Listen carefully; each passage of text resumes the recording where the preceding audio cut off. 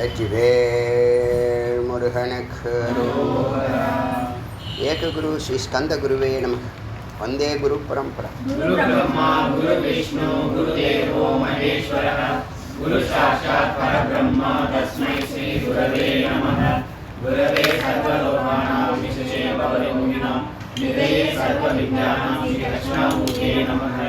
ஓம் பத்ரம் கர்ணேபி சுண்யாம தேவாः भद्रं पश्यमादिभिर्यजत्राः स्थिरैर्गणैर्सुष्ठुवामनस्तनूभिः यशेम देवहितं यदायुः.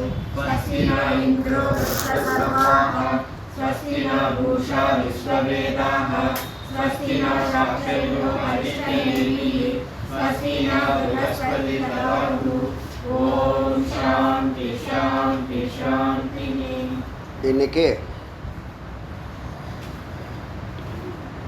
ஐகிரிய உபநிஷத்தினுடைய 3வது மந்திரத்தை சிந்திக்கலாம். இதில் பிரம்ம வித்யான்னு சொல்லி உபநிஷத்தில் இந்த மந்திரத்தை அவங்க சேர்த்துருக்காங்க. இந்த உபநிஷத்து லிஸ்ட்டில் இந்த மந்திரத்தை சேர்த்துருக்காங்க அப்படின்னு சொன்னால், பக்தர்களுக்கு நம்பிக்கையின் ஆதாரத்தில் பரம்பொருளை நோக்கி நமக்கு தரிசனம் கிடைச்சிரும், நமக்கு முக்தி கிடைச்சிரும்னு பயணிக்கிறவங்களும் இருக்காங்க. அதே மாதிரி யோகத்தில் யோக சித்தி பெற்று தரிசனம் பெற்று நாம் முக்தி அடைஞ்சிடலான்னு நினைக்கிறாங்க. அப்படி எங்கும் சொல்லப்படலை, பக்தியில் சொல்லப்படுது. யோகத்தில் சொல்லப்படலை, பக்தியில் வந்து கிரம முக்தின்னு சொல்லுவாங்க. சாலோகம் சாரூபம் சாமீபியம் சாயுஜ்யம். அது ஒரு ஜென்மாவில் கிடைக்காது, அது வரிசையாக படிப்படியாக தான் முன்னேற முடியும். அப்படின்னு பக்தியையும் யோகத்தையும்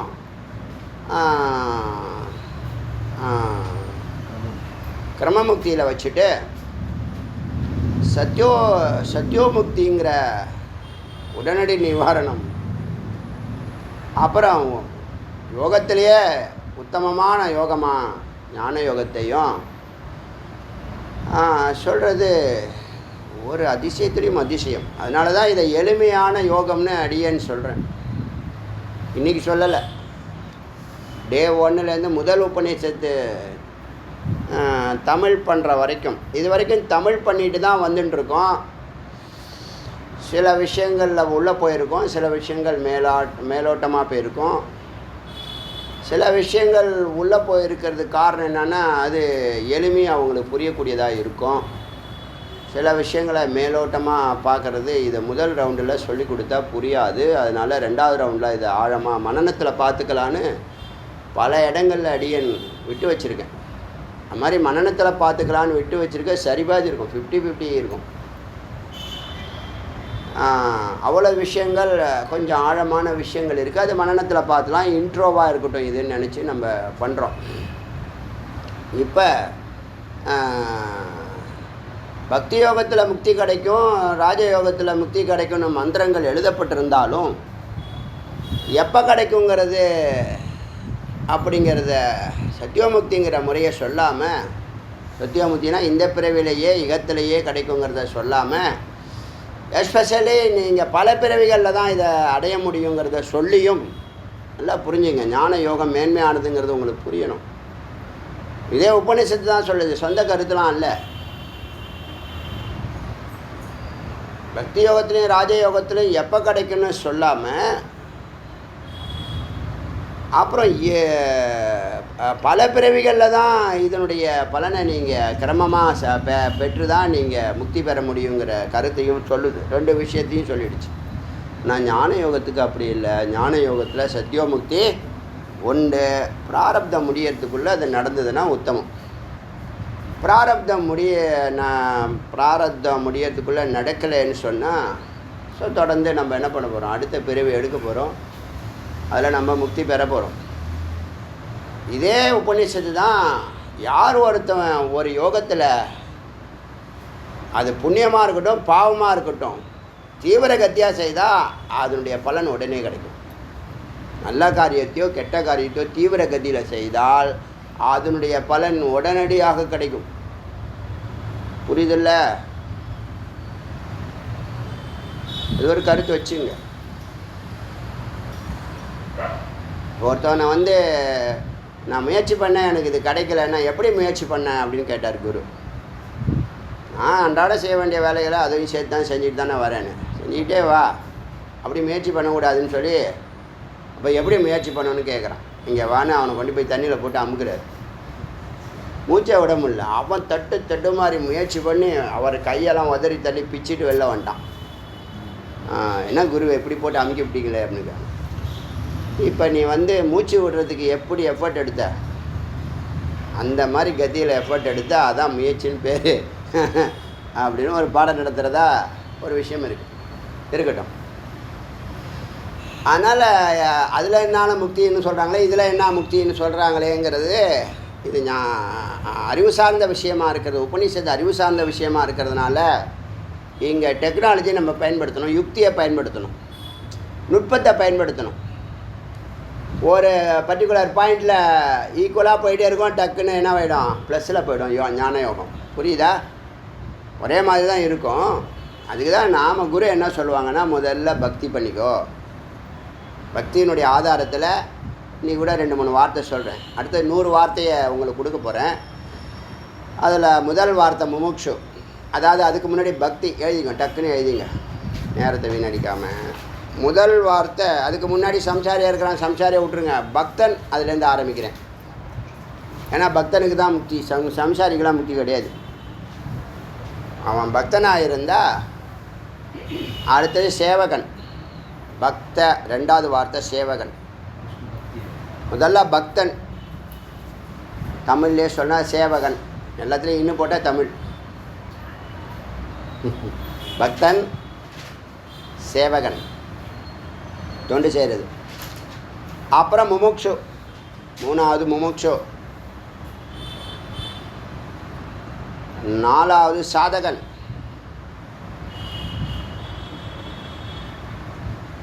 5வது தீரன். 6வது அனிருத்தன். அனிருத்தன். 7வது முக்தன். இந்த 7 வார்த்தை ஞாபகம் வச்சு இது நீங்கள் பயணிக்க வேண்டிய இதெல்லாம் எக்ஸ்பிளைன் பண்ணுவேன். இதெல்லாம் ரொம்ப ரொம்ப அப்படி ஸ்வீட்டாக, ஷார்ட் அண்ட் ஸ்வீட்டாக கொடுக்க போகிறோம். இப்போ நீங்கள் உங்களுடைய பயணம் எப்படி ஆரம்பிக்கிறதுலேருந்து அதில் அப்படியே வரும், வரிசலாக வரும். அதாவது சங்கரர் ஒரு மந்திரத்தை பாஷ்யம் பண்ணுவார் உபநிஷத்தை. அவருடைய சிஷ்யர்கள் அதுக்கு எக்ஸ்பிளனேஷன், அவர் பாஷ்யத்துக்கு இவங்க எழுதுவாங்க. சுரேஸ்வராச்சாரியார், தோடக்காச்சாரியா, அந்த ஆச்சாரியா, இந்த ஆச்சாரிய சிஷ்யர்கள்லாம் எழுதுவாங்க. அது மாதிரி நான் வார்த்தை கொடுத்த சுவாமிநாதன் எக்ஸ்பிளனேஷன் எழுதுகிறாரு. ரொம்ப சந்தோஷமாக இருக்குது. என்னுடைய விளக்கத்தை விட சாமிநாதனுடைய எக்ஸ்பிளனேஷன் இன்னும் எளிமையாக இருக்குன்னு நேற்று சொன்னார் இவர், நம்ம ராஜாராம். சரி, நான் அது இன்னும் எக்ஸ்பிளைன் பண்ணலை, உங்களுக்கு வேர்டு தான் கொடுத்துறேன். அடியே நான் எக்ஸ்பிளைன் பண்ணுவேன். முதல்ல இந்த வார்த்தைகள்லாம் கோஆர்டினேட் பண்ணிட்டு வரேன், புரியுதா? உங்கள் ஆள் மனதில் போய் எந்த வார்த்தை உட்காருதோ அதுதான் உங்களுடைய செயல். என்னுடைய முயற்சி எல்லாம் செயல் அறிவுக்கு கொண்டு வர்றது தான். நல்லா புரிஞ்சுங்க. உலகத்தின் தலைச்சிறந்த சொல் செயல் அப்படின்னு சொல்லியிருக்கோம். அந்த செயல் அறிவு கொடுக்கறது. இப்போ நான் நேற்று சொன்ன ஒரு உதாரணம் நீங்கள் எப்படி எடுத்துக்கிட்டீங்களோ அதை சிந்திச்சிங்களோ என்னன்னு தெரில. ஒருத்தவன் எந்த யோகத்துலேயும் போகல, தான தர்மம் பண்ணலை, குரு சேவா பண்ணலை, வயசு 70 ஆயிடுச்சு, 80 ஆயிடுச்சு, இது வரைக்கும் இந்த இறைவனை தேடவே இல்லை, கோயில் கூட அரைகுறையாக தான் போவேன் அப்படின்னு இருக்கிறவனுக்கு கடைசி வாய்ப்பு ஒன்று இருக்கானா? இருக்குது. அது என்னன்னா, ஓங்காரத்தை 3.5 கோடி ஜபம் பண்ணுங்கன்னு சொன்னேன். ஒரு நாளைக்கு 1 செகண்டுக்கு 1 ஜபம்னு வச்சுங்க. 24 மணி நேரத்துக்கு இன்ட்டு 60 × 60 போடுங்க. அத்தனை செகண்ட்ஸ் வரும். போய் போடுங்களேன். டக்குன்னு போடுங்க. 1 செகண்டு ஒரு ஜபம். ஓம் அப்படின்னா 1 செகண்டு. ஓம் ஓம் அப்படி சொல்ல 1 செகண்ட் போயிட்டுருக்கு. அப்போ ஒரு நாளைக்கு 24 மணி நேரம் இருக்குது. 24 மணி நேரம்னா 60 நிமிஷம். ஒரு அதை போடுங்க.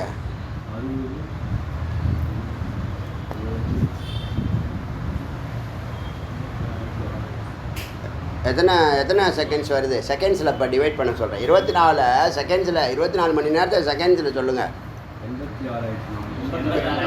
86,400 செகண்டு வருது.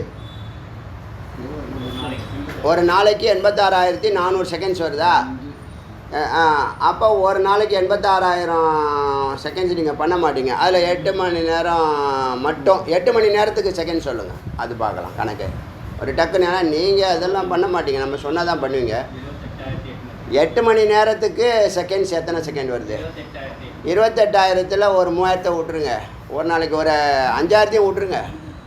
ஒரு 20,000 ஒரு நாளைக்கு 20,000 செகண்ட்ஸு நீங்கள் வந்து ஓங்காரம் ஜபிக்க முடியும். சன்னியாசிகளுக்கு இந்த கட்டளை இருக்குது. சன்னியாசம் எடுத்தவங்களுக்கு 12,000லேருந்து 20,000 ஓங்காரம் ஒரு நாளைக்கு அவங்க ஜபிக்கணும்னு கட்டாயம் இருக்குது. ஒரு ரூல் இருக்குது. புரியுதா? சொல்லுது புரியுதா? இப்போ ஒரு நாளைக்கு இது 20,000. 360 நாளைக்கு எவ்வளோ வருதுங்க? 360 நாள் 3.5 கோடியா? தப்பு.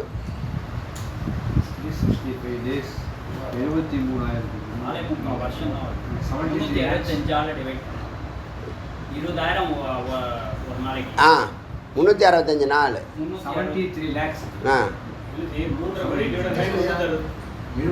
அங்கேயே போகாது, இங்கேருந்து போங்க. இப்போ ஒரு நாளைக்கு 8 மணி நேரம் ஜபிச்சிங்கன்னா 20,000 365 73 லட்சம் 3.25 லட்சம் சொல்கிறாரு. தூரம் அதை ஆமோதிக்கிறார். அதான் வருஷம் சொல்கிறாரு. அதுவும் தவறு தான். குழப்பாதீங்க. இல்லை, ரமேஷ் பாபு மட்டும் பேசட்டும். ஒரு நாளைக்கு 20,000 365 நாளைக்கு எவ்வளவு வருது? 73 லேக்ஸா? 73 லேக்ஸா 3.5 கோடியை டிவைட் பண்ணுங்க.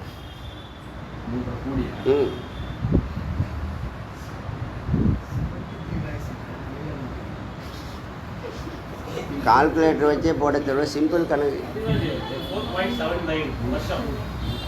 5 லட்சம் வருஷம் தான் வருதா? 5 இருங்க வர 3.5 கோடிங்க. சரி இருங்க. இல்லை 73 லட்சம் வந்துச்சா ஒரு வருஷத்துக்கு? 73 லட்சம் வந்துச்சா? 73 லட்சமாக வந்துச்சு. அவ்வளோதான் வந்துச்சா? சரி, 5 வருஷத்தில் அப்போ நீங்கள் அதை ஜபிச்சு முடிச்சிடலாம். 5 வருஷத்தில் சுத்தம் க்ளீனாக சுற்றி ஆகிடும். டைரெக்டு உத்தம அதிகாரி ஆகிடலாம். டைரெக்டு நிதித்தியாசனத்துக்கு போயிடலாம். எல்லாம் டைரெக்டு தான். புரியுதா? 8 மணி நேரம் டெய்லி ஜபிப்பீங்களா? அந்த கேள்வி இருக்குது. 8 மணி நேரம் ஜபிக்கலை. அப்போ 10,000 வச்சுங்க. 10 வருஷம் ஆச்சு. ஒரு நாளைக்கு 10,000, ஒரு நாளைக்கு 1000, 100 வருஷம் ஆச்சு. நல்லா புரிஞ்சுங்க. உங்கள் கணக்குப்படியே வரேன். அப்போ ஓங்காரத்தை ஒரு நாளைக்கு 1000ன்னு போட்டால் 100 வருஷம் நீ இருக்க மாட்டேன். சரி, ஒரு நாளைக்கு 5000னா 50 வருஷம், பாதி வருஷம் போயிடுச்சு. ஒரு நாளைக்கு 5000 மாத்திரம் ஜபிக்க முடியுமா? ஒரு கணக்கு போட்டிங்களா? புரியுதா? இப்போ கதை புரியுதா? நீங்கள் எங்கே இருக்கீங்க அப்படின்ட்டு. இதுதான் கிரம முக்தியை கொடுக்கக்கூடிய. சித்த சுத்தி கொடுத்துரும், பல நன்மைகள் உண்டு. அதனால் ஜபம் பண்ணுறது சிரமம். ஆனால் அதுக்காக சிரமம்னு செய்யாமல் இருக்கிறத விட ஒரு 1000 படியே பண்ணிட்டு வரோம். ஒரு நாளைக்கு 1000 நல்ல வேதாந்திகள் ஒரு நாளைக்கு 1000 ஓங்காரம் சொல்கிறது உத்தமம். உத்தம அதிகாரியாக மாறணும்னு சொன்னால் ஒரு நாளைக்கு 1000 ஓங்காரம் ஜபிக்கிறது உத்தமம் உத்தமம் உத்தமம். ஒரு மைண்டில் வச்சுங்க. அது ஒரு பக்கம் இருக்கட்டும். இப்போ இந்த உபனிஷத்து, ஹயக்ரீவ உபனிஷத்து சகுனம். சகுன உபனிஷத் ஒரு நாமத்தை ஜபிக்க சொல்லுது. ஓம்னுக்கு பதிலாக இன்னொரு பேரை சொல்லுது. நம்ம ஓங்காரம் எல்லாருக்கும் பொதுவானது. ஒரு பேர் வந்தால் உடனே பிரச்சனை வருது, சண்டை வருது. சிவம்னா சிவம்னு சொல்லக்கூடாது, நாராயணன் சொல்லக்கூடாது, குமாரன் சொல்லக்கூடாது, சக்தின்னு சொல்லக்கூடாது. ஓம்னு சொன்னால் பிரச்சனை இல்லை. சொல்கிறது புரியுதா? அதனால் ஓம்காரத்தை எடுத்துங்க. அது உங்களோட பொருந்தும், இறைவனோட பொருத்தம். உபநிஷத்துக்கு ஒரு மாண்டு நிருசிம்ம உத்தரதாபினி உபநிஷத்து ஒன்று பேசியிருக்கோம். அதில் இது சொல்லப்படுது. ஓங்காரம் உங்களோடு பொருந்தும், பரம்பொருளோடு பொருத்தும். அதனால் இறைவன் பரம்பொருள் அப்படியே போங்க, பிரம்மம் அப்படியே போங்க. யார் பேரையும் சொல்லாதீங்க. சகுனத்தில் இருக்க யார் பேரையும் சொல்லாது. புரியுதா? சொன்னீங்கன்னா துவைத்தம் வரும். துவைத்தம்னா நாங்கள் இது நாள் வரைக்கும் சைவமாக இருக்கோம், எங்களை போய் நிருசிம்மனுடைய மந்திரத்தை ஜபிக்க சொல்கிறாங்களேன்னு நீங்கள் நினைப்பீங்க. வைணவர்கள் என்ன நினைப்பாங்க? நாங்கள் பெருமாளை தவிர யாரையும் வணங்க மாட்டோம், இது என்ன சிவம்னு வருது அப்படின்னு அவங்க நினைப்பாங்கன்னா நினைக்க அந்த பேதமே வேண்டாம். இந்த உலகத்தில் உள்ள எல்லாரும் ஜபிக்கிட்டோம். ஓங்காரம் எல்லாருக்கும் பொதுவானது. அது மைண்டில் வச்சுங்க. ஒரு பாயிண்ட்டு அது நல்லா வச்சுங்க. நீங்கள் பேர் சொன்னீங்க, உங்களை அப்படியே வட்டத்தில் கொண்டு வந்துடுவாங்க. உங்களை என்ன பண்ணுவாங்க? ஒரு குறுகிய வட்டத்துக்கு கொண்டு வந்துடுவாங்க. நாம் ஒரு பாயிண்ட்டை நோக்கி தான் போகிறோம். அது ரொம்ப நுட்பமானது. இந்த உலகத்தை நம்ம பார்க்கக்கூடாது, அந்த டார்கெட்டை நோக்கியே தான் பயணிக்கணும். இது ஒரு கருத்து இருக்கட்டும். இப்போ இந்த முமுட்சிலேருந்து 7 நிலைகள் அவன் தொடரானா, இது எப்படியே இருக்கட்டும். வார்த்தைகள் நான் தொடர்ந்து கொடுப்பேன். இப்போ இந்த கிளாஸ் முடிஞ்சதுக்கப்புறம் இது எழுதிட்டு வந்த 100 வார்த்தையை அதில் எது ஒர்த்தபுள்ள அதெல்லாம் எடுத்து கொடுப்பேன். சிம்பிளிஃபை பண்ண போகிறேன். ஆச்சா? 100 வார்த்தையை எக்ஸ்பிளைன் பண்ணால் ஓரளவுக்கு இன்னும் கொஞ்சம் அகண்ட பார்வை வரும் உங்களுக்கு. அதுக்காக இப்போது ஏத்த மந்த்ராக. இப்போ இந்த உபனிஷத்து சகுனம் மகாவிஷ்ணு பற்றி சொல்லுது. ஹயகிரீவர் உடம்பு மானுடம், தலை குதிரையினுடைய முகம். இதுதான் அதனுடைய வடிவம். மந்திரம் மூல மந்திரம் ஹ்ளௌம், HL UM, ஹ்ளம் ஹ்ளம். இப்போ கேட்ட கேள்வி என்ன? நாரதர் கேட்ட கேள்வி என்ன? சர்வ பாப்பம் எரியணும், சர்வ சித்தி ஐஸ்வர்யங்கள் பெருகி நிற்கணும். அதாவது சர்வ பாப்பம் எரியணும், ஐஸ்வர்யங்கள் பெருகி நிற்கணும், முக்தி கிடைக்கணும். 3 பாயிண்ட் கேட்டாரா? இந்த காரியத்தை நம்ம சொன்னோம் இல்லையா, அகண்ட தீபம். அந்த அகண்ட தீபம் அந்த வேலையை செய்து. இப்போ இந்த கேள்வி கேட்டதுக்கு வீட்டில் அணையா விளக்கு ஏற்றுறது அக்னிஹோத்திரம்னு சொல்லுவாங்க. பிராமணர்களில் அக்னிஹோத்திரம் கொஞ்சம் மேன்மையாக பார்க்கப்படுகிறார்கள். அவங்களுக்குள்ளேயே கொஞ்சம் உயர்தரமான பிராமணர்களாக பார்க்கப்படுறாங்க. என்ன காரணம் அப்படின்னு சொன்னால், பல கோடி வருடங்களாக ட்ரெடிஷ்னலாக பரம்பரை பரம்பரையாக அக்னி உபாசனான்னு பேர். காலை மதியம் சாயந்தரம் அந்த தாத்தாக்கிட்டேருந்து வாங்கினது, அப்பாக்கிட்டேருந்து வாங்கினது, மகன்கிட்டேருந்து வாங்கினது, மகனுக்கு கொடுத்தது, மகனாக இருந்து மகனுக்கு கொடுத்தது, அப்புறம் பேரனுக்கு கொடுத்தது, கொள்ளு பேரனுக்கு கொடுத்த வரைக்கும் இவன் ஒரு 5 ஜென்ரேஷன் வரைக்கும் பார்ப்பான். தாத்தா, அப்பா, தான் புள்ள, தான் பேரன், 5ஆச்சா? பேரன் வரைக்கும் வச்சுங்க, கொள்ளு பேரனை கூட விட்டுருங்க. 5 தலைமுறைக்கு அவன் பார்வையில் அந்த நெருப்பு அணையாமல் இருக்குன்னா என்ன காரணம் அப்படின்னு கேட்டால், சொல்கிற மாதிரி பாவத்தை எரிக்கும், பிராணசக்தி அதிகரிக்கும், வீட்டில் நெகட்டிவ்ஸ் எதுவும் இருக்காது, உற்சாகம் உத்வேகம் இருக்கும். எஸ்பெஷலி ஒரு ஞான சூரியன் வீட்டுக்குள்ளே இறக்குன மாதிரி ஐஸ்வர்யங்கள் பெருகும், பிராணசக்தி பெருகும், பாவங்களை எரிக்கும். இதெல்லாம் இந்த அகண்ட தீபம் பண்ணுது. அதை பற்றி 10 ஆடியோ பேசியிருக்கேன், 10 மணி நேரம் பேசியிருக்கேன். அக்னிஹோத்திரத்தினுடைய சிறப்பு. ஆனால் அதுக்குள்ளே இருக்கக்கூடிய சூக்ஷ்மத்தை வெளியில் எடுத்துகிட்டு வந்தாச்சு. அதுக்கு பூஜை பண்ணணுங்கிறது அது தனி. நீங்கள் உட்காந்து இதெல்லாம் பண்ண முடியாது. அட்லீஸ்ட் ஒரு நெருப்பை பாதுகாத்து, அது உபாசனா. அந்த விளக்கை அடிக்கடி பார்த்து அது எரியுதான்னு பார்த்துட்டே இருந்து அதுக்கு எப்பப்போ எண்ணெயை ஊற்றி திரிய இது பண்ணால், இப்போ வாங்கி கொடுத்துருக்காரு அந்த விளக்கு ஃபேன் இல்லாமல் இருந்துச்சுன்னா 30 மணி நேரம் தொடர்ந்து எரியும். நல்ல ஒரு அழகான திரி இருக்குது, மொத்த திரி இருக்குது, ஒரு ஜானில் இருக்கும். அதை போட்டிங்கன்னா 30 மணி நேரம் விடாமல் எரியும். நீங்கள் மறந்துட்டால் கூட கவலைப்பட வேண்டாம். அப்புறம் இதுக்குள்ளே நினைக்க மாட்டீங்களா ஒரு நாளைக்கு? இப்போ அந்த அக்னியை காப்பாற்றணுங்கிற ஒரு ஞானம் இருந்தால் 3 வேளை அதை கவனிக்கணும். காலையில், மத்தியானம், சாயந்தரம் 3 வேளை கவனிக்கணும். அவங்க 3 வேளை பூஜையே பண்ணுறாங்க, வெளியிலே போக முடியாது. 1008 கண்டிஷன்ஸ் இருக்குது இந்த அக்னி சேவா பண்ணுறதுல. ஆனால் விளக்கேற்றினீங்கன்னா அந்த பிரச்சனை இல்லை. புரியுதா சொல்கிறது? ஞான சூரியனாக இருக்கும், ஐஸ்வர்யம் பெருகும், பாவத்தை எரிக்கும், பிராணசக்தியை கூட்டும், வீட்டில் அமைதி ஆனந்தம் பெருகும். இது பக்தி யோகத்தினுடைய ஒரு நம்பிக்கை. நீங்கள் இதை ஆராய்ச்சி பண்ணிங்கன்னா நம்ம சொல்கிற கருத்துக்கெல்லாம் வரலாம். சரியா? இப்போது அகண்ட தீபத்தினுடைய அதனால தான் கர்ப்ப கிரகத்தில் எப்போதும் அகண்ட தீபம் ஏற்றி வச்சுருப்பாங்க. ஒரு பக்கம் இருக்கட்டும். அந்த இவர் கேட்ட அந்த கேள்வியினுடைய பலன் அந்த விளக்கு கொடுக்குது. நீங்கள் பூஜை பண்ண முடியாது, ஜபிக்க முடியாது. ஆனால் அந்த விளக்கு ஏற்ற முடியுமா? முடியாது. அதனால் அதை நம்ம என்ன பண்ணணும்? ரெக்கமெண்ட் பண்ணணும். ரெக்கமெண்ட்னா சிபாரிசு பண்ணணும். சிபாரிசுன்னு தமிழ் வார்த்தை இல்லைன்னு நினைக்கிறேன். என்னது அதுக்கு தமிழ் வார்த்தையில் என்னது? பரிந்துரை செய்தோம். அருமையான வார்த்தை, வாழ்த்துக்கள். பரிந்துரை செஞ்சுருக்கோம் நம்ம. ஏன்னா இதெல்லாம் ஒருத்தவங்க சொல்லி வலியுறுத்தி அதனுடைய பலனை சொன்னால் தான் செயலறிவு வரும். இப்போ இந்த 3.5 கோடி முடியாதுன்னு சொன்னால் செயலறிவு இருந்துச்சுன்னா முடியும். எந்த காரியத்தையும் முடியாதுங்கிறது ஒன்றுமே இல்லை. ஒரு புள்ளியில் அந்த அறிவு இருக்குது. அந்த புள்ளியை நீ ரீச் பண்ணுறதுக்கு தவம் பண்ணணும். நீ தவம் பண்ண மாட்ட, டைவெர்ட் ஆகிட்டே இருப்ப, எங்கேயாவது போயின்னு இருப்ப. டார்கெட் எங்கேயோ இருக்கும், நீ எங்கேயோ பயணிப்ப. இடையில அங்கங்கே டேக் டைவர்ஷன் அப்படி போயிட்டு வரதுக்குள்ளே காலம் முடிஞ்சு போயிடும். இப்போ எல்லோரும் செய்கிற தவறு என்னது? அந்த ஒன்றை பார்க்குற அறிவு இல்லை. அந்த ஒன்றை பார்க்குற அறிவு அந்த காரியத்தை செய்து முடிக்கிற வரைக்கும் அதிலே நிற்கிற அறிவு இருக்குல்ல, அதுதான் செயலறிவு. அது பேர் கிருத்தியம்னு மந்திரத்தில் வார்த்தைகளில் ஒரு வார்த்தை இருக்குது. வந்த வேலையை செய்து முடித்தவன்னு அர்த்தம் அதுக்கு. அதோடு இதை பொருத்தி பார்க்குறேன், அது பொருந்துது. வந்த வேலையை செய்து முடித்தவன், செய்ய வேண்டிய வேலையை செய்து முடித்தவன் அர்த்தம். கிருத்தியம்.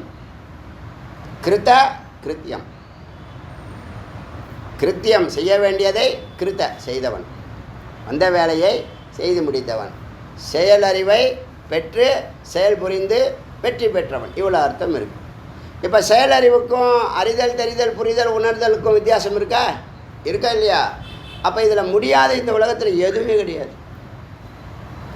நாம் அந்தளவுக்கு இந்த நுட்பமான அறிவை உள்வாங்கிறதுக்கு நமக்கு நல்ல குரு கிடைக்கல. கிடைச்சிட்டாங்கன்னு சொன்னால் அந்த வார்த்தையை செய்து பார்த்தீங்கன்னா 100க்கு 100% வெற்றி நிச்சயம்.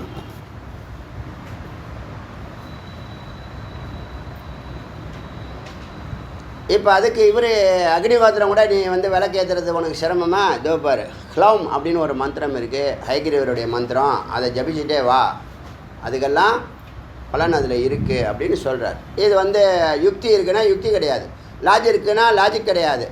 ஆனால் நம்பிக்கை இருக்கிறவங்களுக்கு இது 100% பலன் அளிக்கும். அதனால் பக்தியில் நம்பிக்கை நம்புனா ஒருத்தர் நம்ப மாட்டான். அறிவாளியாக இருக்கு, ரொம்ப அறிவுஜீவிகளாக இருந்தால் பக்தியை நம்ப மாட்டான். புரியுதா? ரொம்ப பக்தியாக இருந்தால் லாஜிக்கை நம்ப மாட்டான். நல்லா புரிஞ்சுங்க. ஹிருதயத்தில் வாழ்கிறவன் மூளையை அதிகமாக பயன்படுத்துறதில்ல, மூளையில் வாழ்கிறவன் ஹிருதயத்தை ஒழுங்காக பயன்படுத்துறதில்ல. புரியுமே? இப்போது பக்தியில் இருக்கிறவன் ஞானத்துக்கு போக மாட்டான், ஞானத்தில் இருக்கிறவன் பக்தியை அங்கீகரிக்க மாட்டான். பக்தி கடந்து தான் ஞானம் போயிருக்கான். அதனால் பக்தியும் யோகமும் ஞானமும் தான் பூரணம். அதை புரிஞ்சுக்கணும். இதெல்லாம் மெய்யறிவு.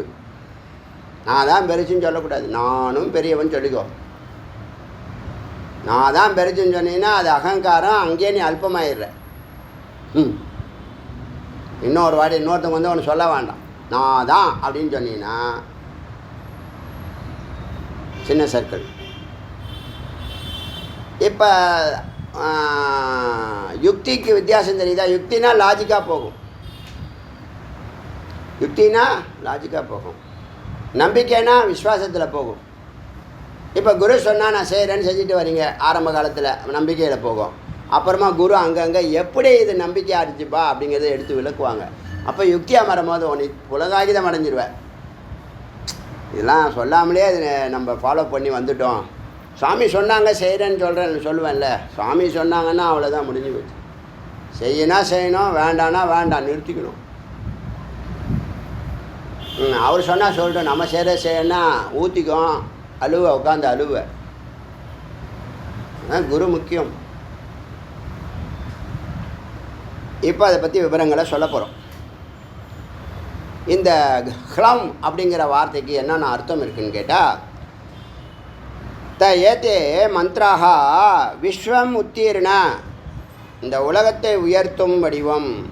இந்த ஹ்லம்ங்கிற வார்த்தை விஸ்வம் உத்தீர்ண ஸ்வரூபாய சின்மயான சின்மயானந்த ரூபேன, சித்த ஸ்வரூபமான ஹ்லம் மந்திரத்துக்கு அர்த்தம். துப்பியம் நமோ ஹயக்ரீவ, அப்படிப்பட்ட ஸ்வரூபத்தில் இருக்கக்கூடிய ஹயக்ரீவரே உங்களை வணங்குகிறோம். வித்யாராஜாய,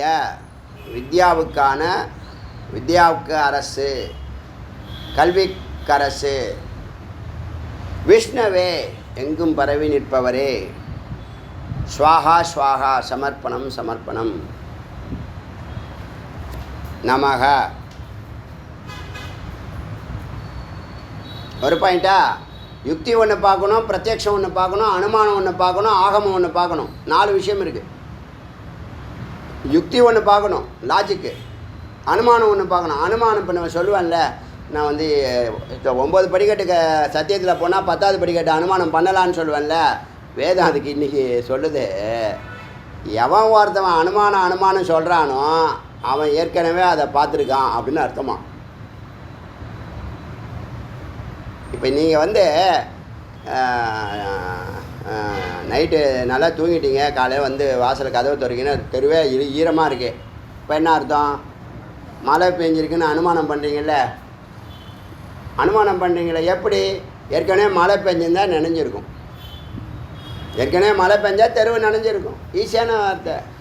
அப்போ நீங்கள் ஏற்கனவே மழை பெஞ்சது நனையிறத பார்த்துருக்கிறதுனால இப்போ நைட்டு நாம் தான் ஆழ்ந்து தூங்கிட்டோம், மழை பெய்திருக்கு அப்படிங்கிறத அனுமானிக்கிறீங்க. நீங்கள் பார்க்கல இப்போ, ஆனால் ஏற்கனவே பார்த்த அறிவு இருக்குது. இப்போ அடியன் அனுமானம் சொன்னால் ஏற்கனவே இந்த அறிவை ஏற்கனவே தரிசித்தவர்கள், அதுதான் அர்த்தம். அதை வந்து வேதம் அங்கீகரிக்குது. அனுமானத்தை அங்கீகரிக்கிறது, பிரத்யட்சத்தை அங்கீகரிக்கிறது. பிரத்யட்சம்னா நேரடியாக பார்க்குறது. ஆகமம் சொல்லக்கூடிய சாஸ்திரத்தை அங்கீகரிக்குது. ஆகமம், பிரத்யட்சம், அனுமானம், யுக்தி. யுக்தினா லாஜிக்காக விசாரம் பண்ணி எக்ஸ்பிளைன் பண்ணுறது. 4 விஷயம் ரொம்ப முக்கியம். ஒரு விஷயத்தை ஏற்றுக்கணும்னு சொன்னால் இந்த 4ல் ஒன்றாவது 4மே இருக்கிறது தான் வேதம். தத்துவமசி அப்படி தான் அனலைஸ் பண்ணி தான் சொல்லியிருக்காங்க ஞானிகள். சும்மா அப்படி சொல்லலை. அந்த ஒரு வார்த்தையை சொல்கிறதுக்கு தான் 1 கோடி சாஸ்திரம். அதனால் ரிக்யஜோ சாமரூபாய, ரிக்யஜோ சாமரூபாய 4 வேதத்தினுடைய வடிவம். வேத ஆகரண கர்மனே, வேத குவியல், வேதங்கள் ஆகமங்களை எல்லாத்தையும் சேர்த்து வச்சுருக்கார் தங்குள்ள. பிரணவ் உத்கீத வபுஷே, பிரணவம் உத்கீதம். பிரணவம்னா ஓங்காரம். அது கொஞ்சம் நீண்டு சொன்னால் உத்கீதம், இன்னும் கொஞ்சம் நீண்டு சொன்னால் சாமகானம். ஆ ஓ ஆ வரும், அப்படி வரும்.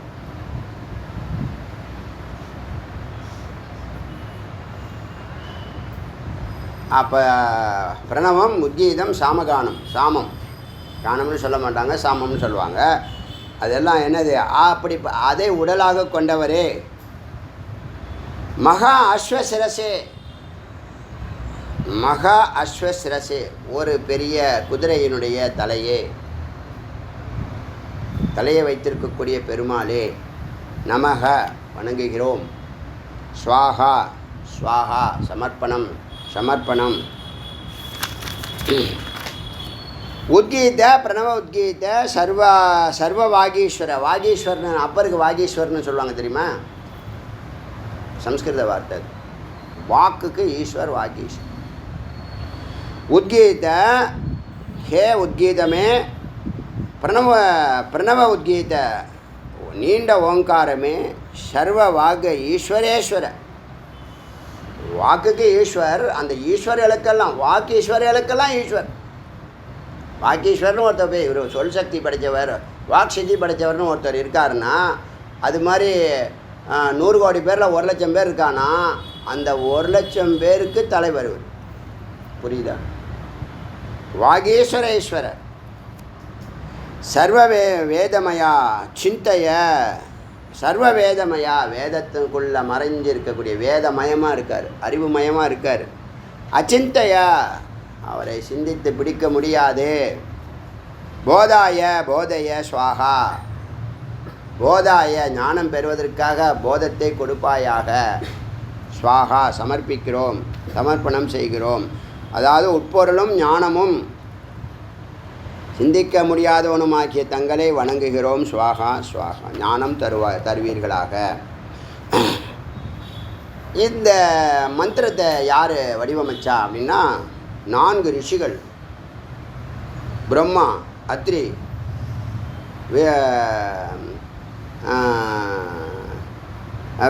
விஷபித்ரு, பார்கவா, இத்தனை 4 ரிஷிகள். பிரம்மா, அத்ரி, விஷபித்ரு, பார்கவா அப்படின்னு 4 ரிஷிகள் சேர்ந்து தான் இந்த ஹ்லௌங்கிற மந்திரத்தை வடிவமைச்சிருக்காங்க. சந்தம் என்ன அப்படின்னு கேட்டால் காயத்ரி, திரிஷ்டுப், அனுஷ்டுப்னு 3 மீட்டர்ஸில் இதை நீங்கள் பாடலாம், ஜபிக்கலாம். ஸ்ரீமான் ஹயக்ரீவக பரமாத்மா தேவதா, தேவதா யாரை நோக்கி இந்த மந்திரம் இருக்குன்னா ஹயக்ரீவரை நோக்கி இருக்குது. ஹ்ளௌம் இதி பீஜம், ஹ்ளௌம் தான் பீஜம். மூலம் எதுன்னா ஹ்ளௌம், HLUM, ஹ்ளௌம். இது பீஜம், அதுதான் பீஜம். சக்தி எதுன்னு கேட்டால் சோகம், அது நான் தான். முடிஞ்சு போச்சு. ஜீவ ஈஸ்வர ஐக்கியம். யார் ஜபிக்கிறியோ அந்த அயகிரிவர் நானே. அது என்னது? அதுதான் சக்தி. அதுதான் உனக்கு சக்தி தருவது. ஹ்ளூம் இது கீழக்கம். கீழக்கம்னா அதுதான் அச்சு. அந்த அச்சில் தான் இந்த மந்திரங்கள்லாம் கட்டமைக்கப்பட்டிருக்கு. இந்த மந்திரங்கள் ஒரு சக்கரம்னா அந்த அச்சில் தான் இது சுற்றுது. புரியுதா? 6 தத்துவம் இருக்கும். ஒரு மந்திரத்தை வடிவமைக்குன்னா ரிஷிகள் யார், எந்த மீட்டரு, எந்த தேவதா, யாரை நோக்கிய தேவதா, எது சக்தி, எது பீஜம், எது கீழகம் அப்படின்னு 6 தத்துவத்தை சொல்லணும். அந்த 6 இங்கே சொல்லியிருக்காங்க. அடுத்தது போக மோக்ஷார்த்த விநியோக. எதுக்காக இந்த மந்திரத்தை நீ சொல்கிறேன்னா இந்த சம்சாரத்தை நீக்குவதற்காக. போகம்னா என்னது? இன்பத்தை நுகர்றது. இன்பம் வெளியில் தேடுறது போகம்னு பேர். உள்ளே போனால் யோகம்னு பேர்.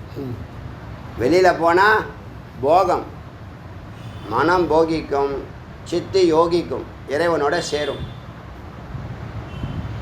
அங்கே தான் சிவானுபூதி பெறும். அதான் சொன்னேன் இல்லையா, சமாதி சொன்னமே, கன நேர சமாதி நிரந்தர பாலுறவுன்னு சொன்னமே, அந்த தத்துவம். அகாரோகார மகார ஓங்காரத்தின் 3 இடத்தை கூறி ஞாசம் செய்யணும். எப்படி செய்யணும்னா ஆம் பீஜம் ஹ்ரீம் சக்திம் குரம் கீழகம்னு சொல்கிற மாதிரி அங்கன்யாசம் வந்து அகரம் உகரம் மகரம்னு 6 இடத்துல இல்லை 3 வந்து தலை உச்சியில் 1, வாய்க்கு மேலே மூக்கு கீழே 1, ஹிருதயம் 3 அப்புறம் வலது மார்பு, இடது மார்பு, நாபி, மொத்தம் 6. இதான் ஞாசம். 6 இடத்துல நீங்கள் அங்கத்தை தொடணும். அங்கே இருக்கக்கூடிய தேவதாவை ஆக்டிவேட் பண்ணி உங்கள் உடம்பை சுத்திகரிச்சுக்கிறீங்க. எந்த கடவுளை நீங்கள் நினச்சி தியானம் பண்ணுறீங்களோ அவங்களா மாற போகிறீங்க. அதனால் எல்லாத்தையும் ஆக்டிவேட் பண்ணுறீங்க. தியானம், எந்த கடவுளை நினச்சி தியானம், அவர் எப்படி இருப்பார்? சங்கு சக்கர மகா முத்ரா புஸ்தகாடியம், புஸ்தகங்கள் வச்சுருப்பார், சங்கு சக்கரலாம் வச்சுருப்பார். சதுர்புஜம் 4 கைகள், சம்பூர்ண சந்திர சம்காசம், பௌர்ணமி நிலவுடைய பிரகாசம். அயக்ரீவம் உபாஸ்மகே, அயக்ரீவரை வணங்குங்கள், உபாசனை செய்யுங்கள். இது சொன்னமா ஹ்ளௌம் ஒரு வார்த்தை. அதான் பீஜம். பீஜம்னா மூலம், பீஜம்னா விதைன்னு அர்த்தம். விதை தானே வேருக்கு மூலம். மூலம்னு வேரை வந்து மூலம்னு சொல்லுவோம். வேர் வந்து விதை இருந்தால் தான் வரும். வேர் வந்து சம்ஸ்கிருதத்தில் மூலம்னு பேர். அதுக்கு வேருக்கு சம்ஸ்கிருதத்தில் மூலம்னு பேர். அந்த வேர் எங்கேருந்து விதை இருந்தால் தான் மூலம் வரும். விதையிலேருந்து குருத்து வருதில்ல, அது முதல்ல என்ன வரும், அதுக்கு ஒரு வேர் வந்து தான் குருத்து வரும், செடி வரும். அப்புறம் 2 இலை 4 இலை அப்படியே மாறி பெரிய செடியாகி கொடியாகி மரமாகி எல்லாம் இது. சா இப்போது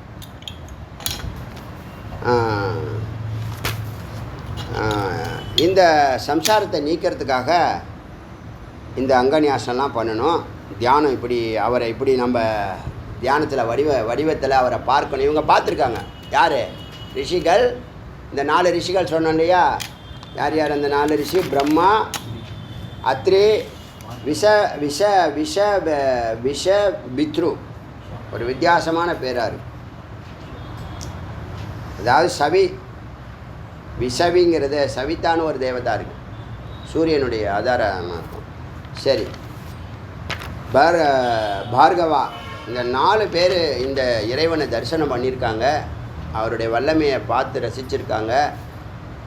அதை வந்து உங்களுக்கு உபதேசிக்கிறாங்க, அதை வடிவமைக்கிறாங்க. அந்த அந்த பார்வையில் தலை இப்படி இருக்குது, சதுர்புஜம், பிரகாசமாக இருக்கார், இதெல்லாம் விவரங்கள் சொல்லுது. அவரை நீங்கள் தியானிக்கணும். இப்போ 29 எழுத்து உள்ள ஒரு மந்திரத்தை, இந்த பீஜத்தை வச்சு அவங்க வடிவமைக்க போகிறாங்க. அது என்னன்னா, ஓம் ஸ்ரீம் இது துவாட்சரே. ஓம் ஸ்ரீம் அப்படின்னு 2 எழுத்து, க்ளம் இத்தி ஏகாட்சரம் ஒரு எழுத்து, க்ளம் ஒரு எழுத்து, நமோ பகவதே 7 எழுத்து, ஹயக்ரீவ இதி 5 எழுத்து, விஷ்ணவ இதி 3 எழுத்து.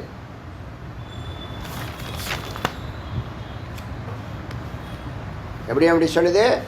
ஓம் ஸ்ரீம் துவாட்சரே, க்ளம் ஏகாட்சரம், நமோ பகவதே சப்தாட்சரம் 7 அக்ஷரம் அக்ஷரி, ஹயக்ரீவயத்தை 5 எழுத்து, விஷ்ணவே 3 எழுத்து, மஹ்யம் மேதா 6 எழுத்து ஷடாட்சரம், பிரயச்ச ஸ்வாகா அப்படின்னு சொன்னால் 5 எழுத்து, ஹயக்ரீவசிய இதெல்லாம் சொல்லி எல்லாத்தையும் சேர்த்தா மொத்தம் 29 எழுத்து மந்திரம். ஹயக்ரீவருடைய 4வது கேட்டகரியில் வரக்கூடிய மந்திரம். அவருக்கு பல மந்திரங்கள் இருக்குது. பீஜத்துலேருந்து இப்போ 29 எழுத்து உள்ள ஒரு மந்திரத்தை சொல்கிறாங்க. என்ன இப்போ இது வரைக்கும் அதில் என்ன சொன்னாங்க அப்படின்னா, ஓம் ஸ்ரீம் க்ளௌம் ஓம் நமோ பகவதே ஹயக்ரீவாய விஷ்ணவே மஹ்யம் மேதாம் பிரக்ஞாம் பிரயச்ச ஸ்வாஹா. எப்படி இருக்குது பார்த்தீங்களா? கேட்கும்போதே இதெல்லாம் பெரிய கொடுப்பனை. அடியேன் இதை படிக்கிறதுக்கு பாக்கியம் பண்ணியிருக்கோம், நீங்கள் இதை கேட்குறதுக்கும் பாக்கியம் பண்ணியிருக்கோம். மகாவிஷ்ணுடைய மிக முக்கியமான மந்திரம் ஓம் ஸ்ரீம் க்ளௌம் ஓம் நமோ பகவதே ஹயக்ரீவாய விஷ்ணவே மஹ்யம் மேதாம் பிரக்ஞாம். அறிவு, ஞானம், பக்தி, முக்தி எல்லாம். மேதானா மேதா நினைவு சக்தி, மெமரி பவர் சொல்லலாம். மெமரி பவர் தான் அதிகமாக கேட்பாங்க. மேதானா மேதாத்தனம், நுட்பமான அறிவு, ஹைடெக் அறிவு. பிரயச்ச ஸ்வாகா, பிரயச்ச கொடுப்பாயாக அப்படின்னு 29 எழுத்துல ஒரு மந்திரத்தை வடிவமைச்சாங்களா. அடுத்தது ஓம் ஸ்ரீம் இதே துவாட்சரே 34 எழுத்துள்ள ஒரு மந்திரத்தை கொண்டு வராங்க. குலமிதி ஏகாட்சரம். அப்புறம் ஐம் ஐம் ஐம் 3 எழுத்து, த்ரீனி அக்ஷரணி. க்ளீம் கலம், க்ளீம் க்ளீம் துவாட்சரே 2 எழுத்து. சௌ சௌ சௌஹ் சௌஹ் சௌஹு அப்படின்வாங்க. அக இக உகு அப்படி சொல்கிற மாதிரி சௌஹு அப்படி சொல்லுவாங்க. சௌஹு சௌஹு அப்படி துவாட்சரே. ஹ்ரீம் இது ஏகாட்சரம் ஒரு எழுத்துலாம். புரியுதில்ல பாருங்கள், சம்ஸ்கிருத பெரிய ஸ்காலர் ஆகிட்டீங்க நீங்கள்லாம். ஹ்ரீம் இது ஏகாட்சரம். ஹ்ரீம்ங்கிறது ஒரு அக்ஷரம். ஏகாட்சரம்னு சொன்னால் தெரியாதா? துவாட்சரம்னு தெரியாதா? ஏகாதசி துவாதசிலாம் சொல்கிறீங்க. ஏக்கம் பிரதமா துவத்தியா திருத்தியா சதுர்த்தி பஞ்சமிலாம் சொல்லுவீங்களா சொல்ல மாட்டீங்களா? சொல்லுவீங்களா சொல்ல மாட்டீங்க? அஷ்டமி நவமி எல்லாம் சொல்லுவீங்களா இல்லையா? தசமி ஏகாதசி துவாதசி திரையோதசி சதுர்தசி சொல்கிறீங்களா? என்னப்பா இதெல்லாம் உங்களுக்கு ஏற்கனவே தெரிஞ்சிருக்கப்பா, நீங்கள் தான் அதை கவனிக்காமல் விட்டீங்க. க்ரீம் இத்தி ஏகாட்சரம், ஓம் நமோ பகவதே இது சப்தாட்சரம். ஓம் நமோ பகவதேன்னு சொல்லும்போது 7 அக்ஷரம் ஆகிறது. ஹயக்ரீவ இது ஹயக்ரீவான்னு சொல்லணும், அது பஞ்சாட்சரம். மஹ்யம் மேதா பிரக்யாமிதி ஷடாட்சராய, மஹ்யம் மேதா பிரக்யாமித்தின்னு சொல்லும்போது அது 6 எழுத்து. பிரேச்ச ஸ்வாகா இது பஞ்சாட்சரம். பிரேச்ச ஸ்வாகான்னு சொன்னால் 5 எழுத்து. இதெல்லாம் சேர்த்தா பஞ்சமோம் அனுபத்தி, இது 5வது மந்திரமாக 34 எழுத்தில் 29க்கு அப்புறம் பீஜத்துக்கு அப்புறம் 34, அப்புறம் எத்தனை சொன்ன 29, இப்போ 34 மந்திரம் சொன்னால் அது அந்த மந்திரத்தை எப்படி சொல்லணும்னு சொன்னால் இந்த எல்லாத்தையும் இப்போ இதெல்லாத்தையும் சொன்னிச்சில அதை நம்ம வரிசைப்படுத்தணும்னா ஓம் ஸ்ரீம் க்ளௌம் ஐம் ஐம் ஐம் க்ளீம் க்ளீம் ஷௌஹ் ஷௌஹ் க்ரீம் க்ரீம். ஓம் நமோ பகவதே ஹயக்ரீவாய மஹ்யம் மேதாம் பிரக்யாம் பிரயச்ச ஸ்வாஹா. இன்னொரு வாட்டி படிக்கணுமா? உங்களுக்காக தான் படிக்கணும், கஷ்டப்படும். ஓம் ஸ்ரீம் க்ளௌம் ஐம் ஐம் ஐம் க்ளீம் க்ளீம் சௌம் சௌ சௌ சௌஹ் ஹ்ரீம். ஓம் நமோ பகவதே ஹயக்ரீவாய மஹ்யம் மேதாம் பிரக்யாம் பிரயச்ச ஸ்வாஹா அப்படின்னு பெரியவங்க வடிவமைச்சிருக்காங்க.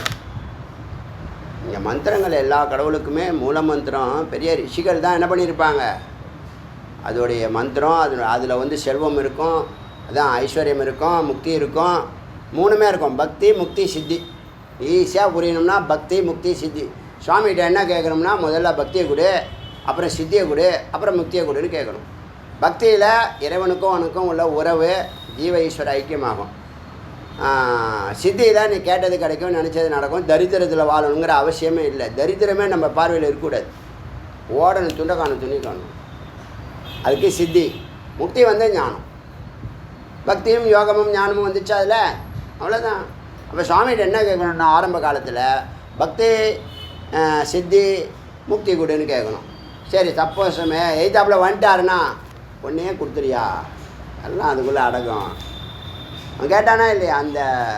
இந்த மகாபாரத போரில் நான் வேணுமா, நான் உபயோகம் இல்லாதவன், ஒரு வேலையும் செய்ய மாட்டேன், ஆயுதம் எடுக்க மாட்டேன், நான் வேணுமா, என்னுடைய படைகள் வேணுமான்னு ஒன்றை வச்சுட்டு ஒரு ஆளை வச்சுட்டு அதை நீ ஆயுதமும் எடுக்க மாட்டேங்கிற, உன் ஐடியாலாம் எங்களுக்கு வேண்டாம், எங்கள்கிட்ட நிறைய ஐடியா இருக்குது. இதெல்லாம் பயிற்சி முயற்சியில் பக்தி இல்லாத பசங்க.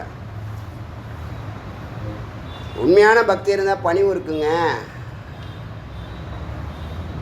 உண்மையான பக்தி இருந்தால் அகங்காரம் விட்டு போகுங்க. எத்தனையோ சூக்ஷ்மத்தை சொல்ல முடியும்.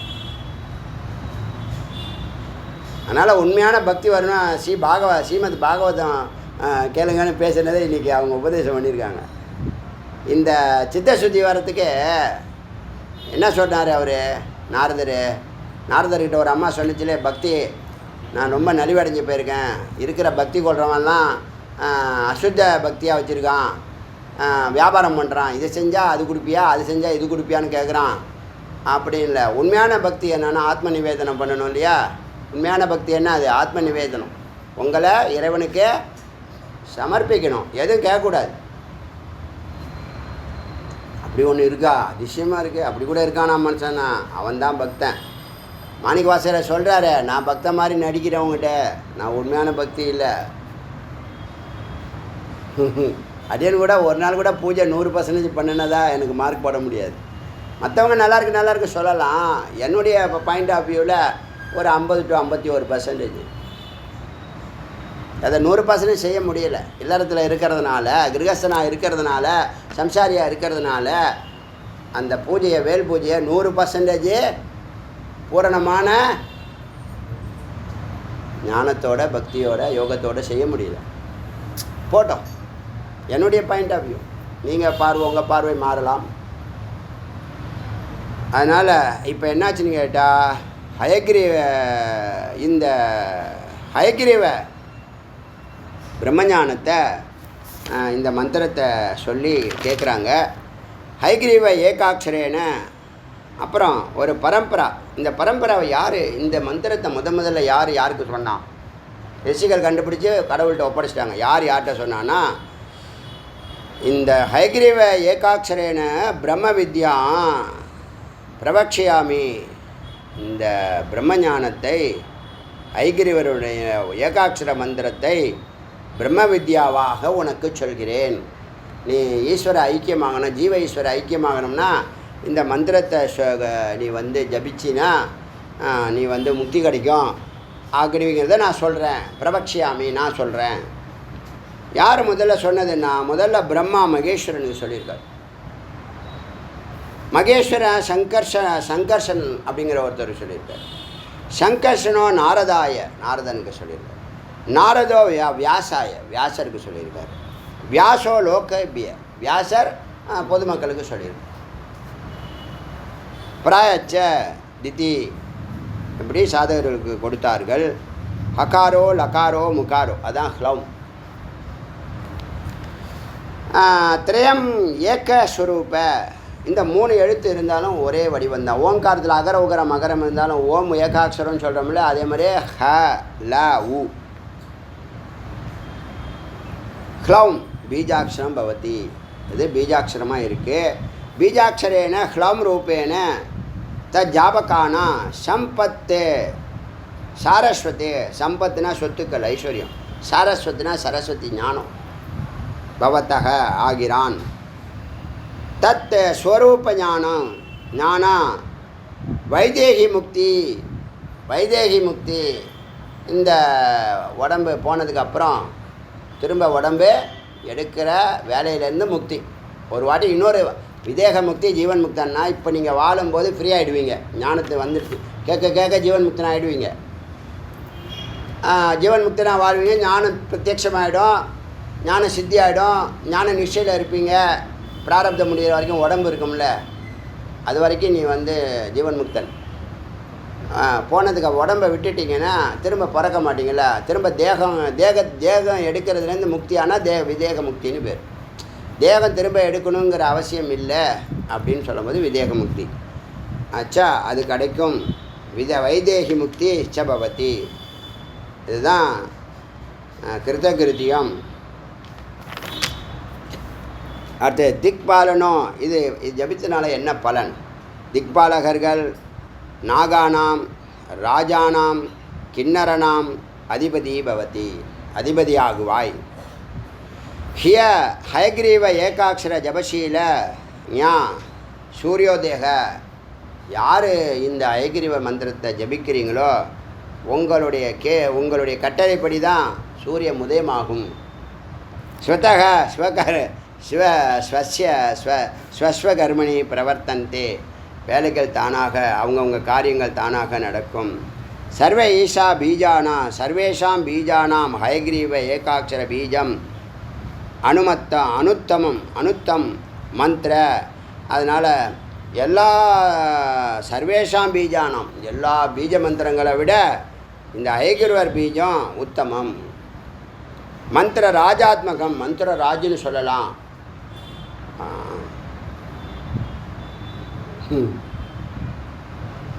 ஏற்றுக்க முடியல. ஏன்னு கேட்டால் 110 உபநிஷத்தில் 110 உபநிஷத்துலேயே ஓங்காரத்தை மட்டும்தான் ரெக்கமெண்ட் பண்ணியிருக்காங்க. ஒவ்வொரு இவங்க என்னன்னா இது ஷாக்காக பிரியுதில்ல, சிஷ்யர்கள் பண்ணுற வேலை இதெல்லாம். சிஷ்யர்கள் வராங்கல்ல, அவங்க என்ன பண்ணுவாங்க, அவங்களுடைய கருத்தை கொஞ்சம் ஏற்றிடுவாங்க. 110லேயும் ஒரே மந்திரத்தை தான் சொல்லுது. இதுலேயும் ஓங்காரம் வந்துடுச்சு. இதே உபநிஷத்துலேயும் ஓங்காரம் வந்துடுச்சு. ஓங்காரம் சொல்லி தான் அங்கன்யாசமே பண்ணணும்னு சொல்லிடுச்சு. இப்படி சொல்லும்போது இதோடைய பலனை சொல்லும்போது ஒரு ஷாக்கா கிரியேட் ஆகுது. ஷாக்கா கிரியேட்னா ஒரு பிரான்ச் கிரியேட் ஆகுது. அது பின்னாடி போகக்கூடிய மக்கள் என்ன பண்ணுவாங்க, அது பின்னாடி போவாங்க. தப்பே இல்லை, சண்டை போடாமல் போயிட்டா பிரச்சனை இல்லை. என்ன ஆகுதுன்னா ராம பக்தி, கிருஷ்ண பக்தி, நரசிம்ம பக்தி, சிவபக்தி, குமார பக்தி அப்படின்னு மாறுதா இல்லையா? ட்ராக்கு மாறுதா இல்லையா? ஏதாவது ஒன்று பிடிச்சிக்கோ, அவ்வளோதான். ஏதாவது ஒன்று பிடிச்சிக்கோ. அதை எது மேலான மந்திரராஜன்னு சொன்னால் நம்மளால் ஏற்றுக்க முடியும். மந்திரராஜ ஓங்காரத்துக்கு மேலே எதுவுமே இல்லை அப்படின்னு தான் இது வரைக்கும் அத்தியனம் பண்ணினதுனால சொல்கிறேன். சொல்ல புரியுதா? 11,000 மந்திரங்களை அத்தியனம் பண்ணதுனால ஓங்காரம் உலகத்துக்கே அங்கேயே சொல்லப்பட்டிருக்கு. எங்கே சொல்லப்பட்டிருக்கு? நரசிம்ம உத்தரதாபினி உபநிஷத்துலேயே ஓங்காரம் ஒன்னோடு பொருந்தும் பரம்பொருளோடு பொருத்துன்னு சொல்லிட்டு போதுமா? சரி. ஹ்ளௌம் ஹயக்ரீவ ஸ்வரூபோ பவதி. ஹ்ளௌம்ங்கிறது ஹயக்ரீவனுடைய ஸ்வரூபமாக இருக்குது. அமிர்தம் குரு குரு ஸ்வாஹா. அமிர்தம் செய்வாயே. நாங்கள்லாம் மர்த்தியம், நாங்கள்லாம் மரணத்துக்கு உட்பட்டவர்கள். ஏன்னா தோன்றும் மறையும் கூடிய உடம்புல இருக்கோம். இந்த மர்த்திய உடம்பை அமிர்தமாக மாற்றுங்க. அமிர்தம் குரு குரு ஸ்வாஹா. ஜாபகானாம் வாக் சித்தி. சொல்கிறது நடக்கும். ஸ்ரீ சித்தி லக்ஷ்மி கடாட்சம். அஷ்டாங்க யோக சித்தி யோக தரிசனம் நடக்க போகிறதெல்லாம் பார்க்கலாம். இதெல்லாம் நடக்கும். க்ளம் சகல சாம்ராஜ்யேன சித்தி குரு குரு. சகல சாம்ராஜ்யம். இப்போ முருகப்பெருமான் பக்த சாம்ராஜ்யம் பண்ணுவார், யோக சாம்ராஜ்யம் பண்ணுவார். இப்போ ஞான சாம்ராஜ்யம் பண்ணின்னு இருக்காரு. ஞான சாம்ராஜ்யத்தை இப்போ அமைக்கிறார் தமிழ்நாட்டுக்கு ஃபுல்லாக. அப்படி தான் நினைக்கிறேன். இந்த 1600 சென்டர் ஞானப்பீடம் உருவாக போதில்லை. ஞான சாம்ராஜ்யம் தான். பக்தர்கள் எல்லாம் இருக்காங்க, ஞானிகள் தான் இல்லை. ஞானிகள் தான் இப்போ நாட்டுக்கு அவசியம். புரியுதா? பக்தி சுத்தமாக இருந்தால் எந்த தவறும் நடக்காது. பக்தி சுத்தமாக இல்லைங்கிறது அவனுக்கு தெரியலை. அதுக்கு ஞானம் வேணும். அதுக்கு நீங்கள் தான் அந்த ஞானப்பீடமாக இருந்து உங்கள் கிட்டக்க வரவங்க எல்லாரையும் சேஷாவதார முருகப்பெருமான் மாதிரி எல்லாரையும் கொத்து அவங்களுக்குள்ள சாதாரணமாக பாம்பு கொத்துனா விஷம்தான் இறங்கும். இந்த ஞானம் உள்ளவன் கொத்துனா அமிர்தம் இறங்கும் உள்ள. அதுதான் இவர் கேட்குறார். குரு குரு ஸ்வாஹா. தானே தானே மந்திரான யோ வேத. இதை அறிய அபவித்திர பவித்திரனாவான், அழுக்கானவன் புனிதமாவான். அபிரமச்சாரி சுப்பிரமச்சாரி ஆவான். பிரம்மச்சரியம் இல்லாதவன் பிரம்மச்சரியம். அகமியாகமனாக பூத்தோ பவதி. போக முடியாத இடம்னு அவனுக்கு எதுவும் இல்லை. எல்லா இடத்துக்கும் அவன் போவான். பதித்த சம்பாஷனாத்து. விழுந்தவன் உயர்வான். பூத்தோ பவதி புனிதனாவான். பிரம்மத்தியாதி பாத்தகோ. பிரம்மாத்தியாதி பிரம்மஹத்தியான்னு சொல்லக்கூடியதுலேருந்து பஞ்சமா பாதகம் செஞ்சவன் கூட பாவிகள் கூட முக்தோ பவதி முக்தனாவான். கிரகம் கிரகபதி பதிரிவ தேகி தேகாந்த பரமாத்மானு பிரவேசியத்தை. அருமையான லைன் இது. தன்னுடைய சொந்த வீட்டுக்குள் நுழைவான். சகசிராரம் சிவதலம் அங்கே இருக்கக்கூடிய பரம்பொருளோடு இந்த ஜீவனானது அதுதான் சொந்த வீடாம். பாக்கி 7 ஆதாரமும் வாடகை வீடாம். நீ எடுக்கிற எல்லா உடம்பும் வாடகை வீடு. உன்னுடைய சொந்த இடம் சிவதலம் சகசிராரம். புரியுதா? அந்த சொந்த வீட்டுக்குள் கிரகம் கிரகபதி தான் சொந்த வீட்டுக்குள்ளே அந்த வீட்டை கட்டினவனுடைய அந்த ஓனர் உள்ளே எப்படி போவான்? தான் கட்டின வீடு 3 கோடிக்கு ஒரு வீடு கட்டியிருக்கான்னு வச்சுங்க. ரொம்ப நாள் கஷ்டப்பட்டு சிரமப்பட்டு 3 கோடிக்கு தான், 300 கோடி இல்லை, 300 கோடிக்கு ஒருத்தன் கட்டின்னு இருக்கான் தெரியுமில்ல. ஈஸியரில் நியூஸில் பார்க்கலையா நீங்கள்? சரி, 300 கோடிக்கு இருக்குது கட்டுறான். உனக்கு என்னப்பா? உனக்கு என்ன? கிரகம் கிரகபதி தான் கட்டின வீட்டுக்குள்ளே அந்த ஓனர் எப்படி போவான்? அது மாதிரி தேகாந்தே உடலை விட்ட பரமாத்மானம் பிரவேசியத்தி. பிரம்மஸ்வரூபத்துக்குள்ளே பரமாத்மாக்குள்ளே நுழைகிறான். தன்னில் தானாய் நிற்கிறானர். பிரஜானம் பிரம்ம. அறிவே பிரம்மம். அகம் பிரம்மாஸ்மி. நான் பிரம்மமாக இருக்கிறேன். தத்துவமசி. நீ பிரம்மமாக இருக்கிறாய். அயமாத்மா பிரம்மா இதி. இந்த ஆத்மா பிரம்மம் என்ற மகா வாக்கியங்கள் கூறும். பிரதிபாதித்தாம் அர்த்தம் சொல்லக்கூடிய பொருளை ஏத்தத்து மந்திராக பிரதிபாதயந்தி. இந்த மந்திரங்கள் அதை பிரதிபலிக்கின்றன. இந்த ஹ்ளௌங்கிற மந்திரத்தை ஜபிச்சின்னா இந்த 4 மகா வாக்கியங்கள் சொல்லக்கூடிய அர்த்தத்தை உனக்கு உணர்த்தும். எது வாக்கு வதந்தி. இது சம்மந்தமில்லாத ஒரு 4 மந்திரம் இதில் வந்திருக்கு. இந்த பாஷ்யக்காரர் இது அவசியம் இல்லை, இருந்தாலும் எனக்கு எட்டுன அளவுக்கு நான் சொல்கிறேன் அப்படின்னு அவர் எழுதியிருக்காரு. ரொம்ப நுட்பமாக இருக்குது. அதை வந்து அடியன் புரிஞ்சுட்டேன், ஓரளவுக்கு புரிஞ்சுட்டேன். அதில் என்ன சொல்ல வருதுன்னு புரிஞ்சுட்டேன். அந்த கருத்தை சொல்கிறேன். எது வாகு வதந்தி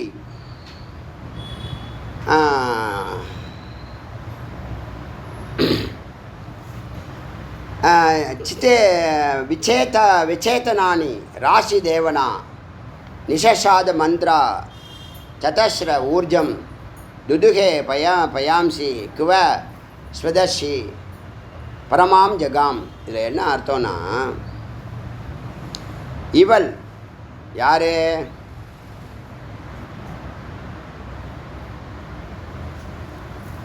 வாக் ராணி, வாக்குக்கு அதிபதியாக இருக்கக்கூடிய இவள்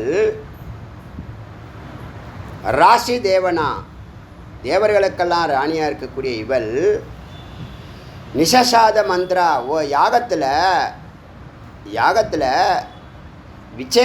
விச்சேத்தனானி ஒரு குழப்பமான வார்த்தைகளெல்லாம் வளர்றான். அவள் வார்த்தைகள் சொல்கிறது வளரலாக இருக்குது, புரியாதவங்களுக்கு வளரலாக இருக்குது. அதனுடைய அர்த்தத்தை எங்களால் கண்டுபிடிக்க முடியல. யாகத்தில் ஒரு மயக்கத்தில் ஒரு தன்னிலை மறந்து அவள் புலம்புறா. இப்போ அவளுக்கு உணர்வு வந்துடுச்சு. சதஸ்ர ஊர்ஜாம், அதுக்கு என்ன அர்த்தம்னு கேட்டால்,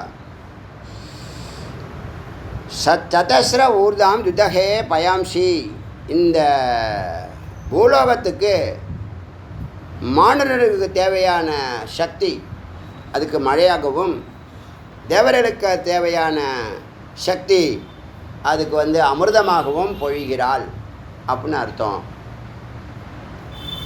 உபநிஷத்தில் சில நேரத்தில் பல மந்திரங்கள் அப்பெண்டிக்ஸ் மாதிரி கழிச்சிருவாங்க, தனியாக வச்சுருவாங்க. அது மாதிரி இந்த 4 மந்திரத்தை எடுத்துருக்காங்க. இது சம்மந்தம் இல்லை, இந்த உபநிஷத்தில் இந்த மந்திரத்துக்கும் சம்மந்தம் இல்லை. ஆனால் இதை என்ன பண்ணியிருக்காங்க, எங்கேயோ தூக்கி போட்டுறக்கூடாதுங்கிறதுக்காக ஏதோ ஒரு உபநிஷத்தில் சேர்த்துருக்காங்க.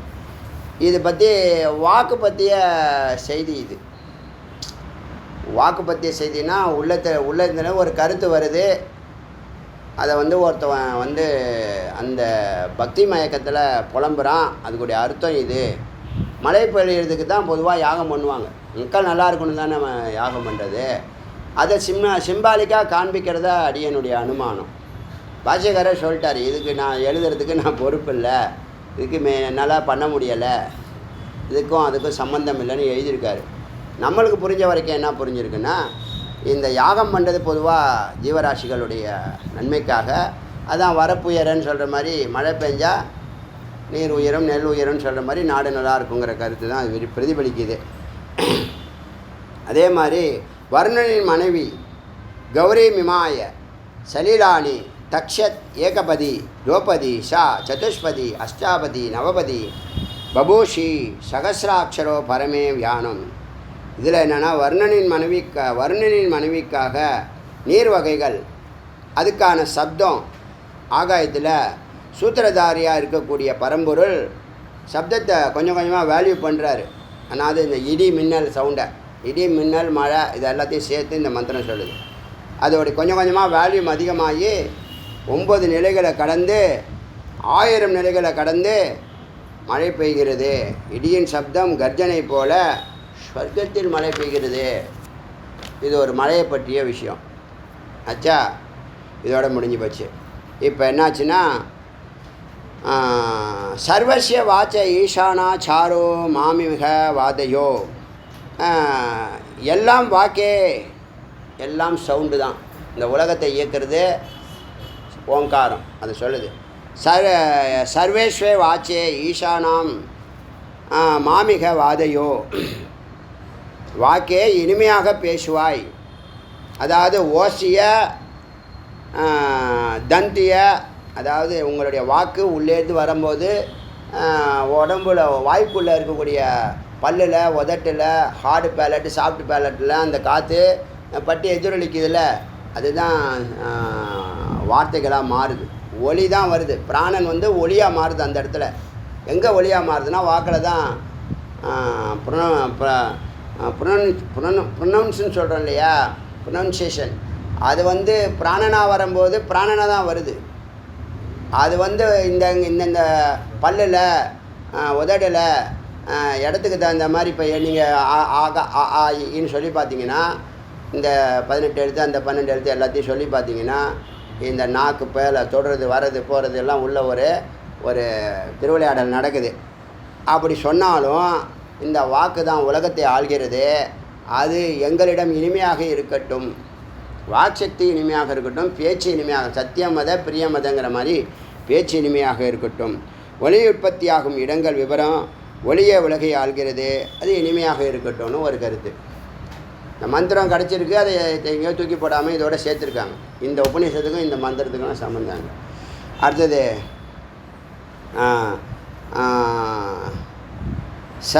சசர்ப சரிமதிம் பாதமானா பிரகான்மாய ஜகதாக்னிதத்தா சூரியஸ்ய துகிதா ததான தேவஸ்வ அமிர்தம் ஜுயாமி. இதில் என்ன அர்த்தம்னா, ரிஷி ஜமதக்னின்னு ஒரு ரிஷி, அவர் கொடுத்த வெளிச்சம் அறிவு தரும் சிறிய ஒளியாக ஆரம்பித்து பிருகத்மணி பெரிதாக ஆகும். இதுதான் வாக்சக்தி தான், ஓங்காரம் தான். மெதுவாக ஆரம்பித்து விஸ்வரூபம் எடுக்கிறது. இது ஜகதாக்னி வடிவமைச்சது. சூரியஸ்ய துகிதா, இதை யார் உச்சரிக்கிறான்னா சூரியனுடைய மகளாக இருக்கக்கூடியவள் உச்சரிக்கிறாள். இது யாருக்கு நல்லா புரியும்னா, சிரவோ தேவஸ்வ அமிர்தம் ஜுயாமி, தேவர்களுக்கு நன்றாக புரியும். சூரியனிலிருந்து ஒளியும் சிறிதாகிறது, சிறிதிலிருந்து பெரிதாகிறது. மெதுவாக அமிர்தமான அன்னம் தருகிறாள். தேவர்களுக்கு அமிர்தம், மானுடர்களுக்கு பிராணசக்தி. இந்த சூரியனுடைய வெளிச்சம், ஓங்காரம், சூரியனுடைய வெளிச்சம் அன்னத்தை உருவாக்குறது.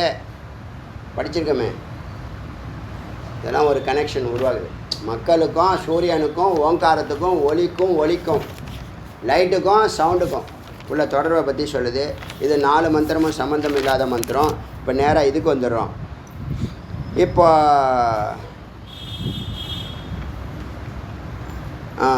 இப்போது இமாம் பிரம்மம் வித்யாம் ஏகாதசியாம், இந்த ஹ்ளவ் மந்திரத்தை ஏகாதசியில் படிச்சிங்கன்னா மகாபுருஷோ பவதி, ச ஜீவன் முக்தோ பவதி. புரியுதா? மகாபுருஷனாகிறீங்க, ஜீவன் முக்தனாகிறீங்க. ஓம் நமோ பிரம்மனே, ஏ கடவுளே, தே மே அஸ்வநிராகரணம் தாரயிதா. அதாவது நாங்கள் பூயாசம் கர்ணயோ சுத்தம், காதுகளால் கேட்ட இந்த விவரங்களை, இந்த மந்திரத்தினுடைய மகத்துவத்தை தாரயிதா நாங்கள் மறுக்காது தரிக்க வேண்டும். தாரயிதா, எங்கள் நெஞ்சில் இந்த மந்திரத்தை நன்றாக தரிக்க வேண்டும், மறந்துடக்கூடாது.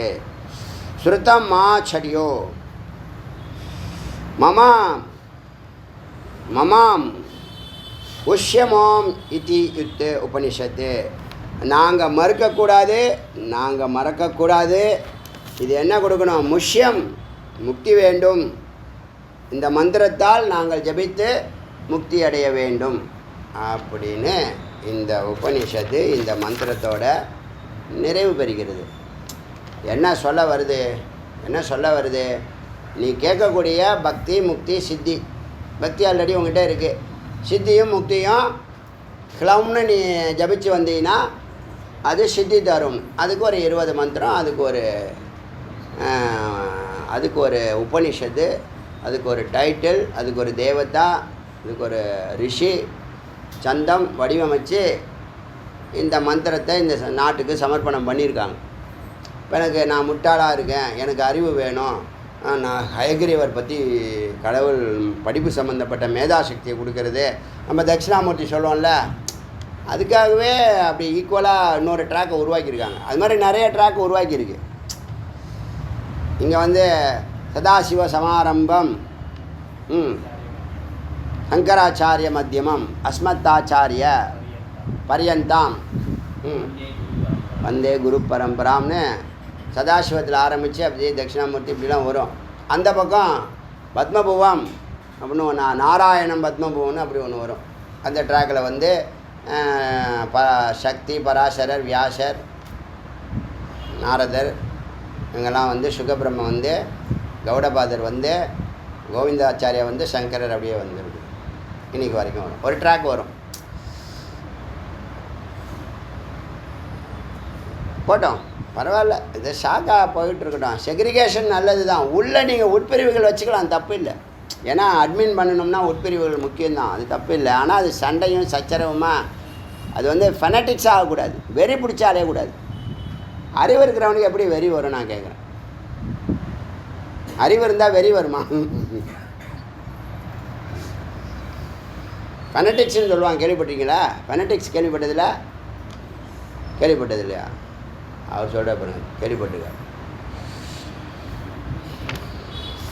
சரி, இப்போது இந்த மந்திரத்தில் இதெல்லாம் இருக்கட்டும். பெருமாளை நம்ம தியானம் பண்ணணும், அது ஒரு பெரிய விஷயம். இதில் விசாரம் பண்ணுறதுக்கு ஒடியா இல்லை, எல்லாம் முன்னாடியே பூர்வாங்கமாக சொல்லிட்டேன். விசாரம் பண்ணுறதுக்கு விஷயம் இல்லை. ஆனால் இது மாதிரி ஒவ்வொரு ஒவ்வொரு மந்திரத்தை இதில் பரவாயில்ல, 108 உபநிஷத்தும் ஒரே மந்திரத்தை ஓங்காரம் சொல்லிடுச்சு. நம்ம அது எல்லாருக்கும் உலக பொதுமறையாக இருக்குது. நம்ம சின்ன வயசுலேருந்து கேள்விப்பட்டது ஈஸியாக உள்ளே போயிடும். ஆனால் நீங்கள் வேதத்துக்குள்ளே போனீங்கன்னா, கர்மகாண்டத்துக்குள்ளே போனீங்கன்னா, இது வேதாந்தம், வேதம் தான் இதுவும். வேதத்தினுடைய பிற்பகுதியை நம்ம போகிறோம். கர்மகாண்டத்துக்குள்ளே போனீங்கன்னா சும்மா எக்கச்சக்கமான மந்திரங்கள் குவிஞ்சு கிடக்கு. எல்லாத்துக்கும் மந்திரம் இருக்குது. என்ன பண்ணணும், எல்லாத்துக்கும் மந்திரம் இருக்குது. அதனால் என்னென்னா டைவர்ஷன், டேக் டைவர்ஷன், அவ்வளோதான் கதை. அதனால் ஒன்றில் நில்லுங்க, அதுதான் அத்வைதம். ஒன்று தான் உண்மை, ஒன்று தான் மூலம். இப்போ எல்லா மந்திரத்துக்கும் மூலமாக இருக்கிறது எது?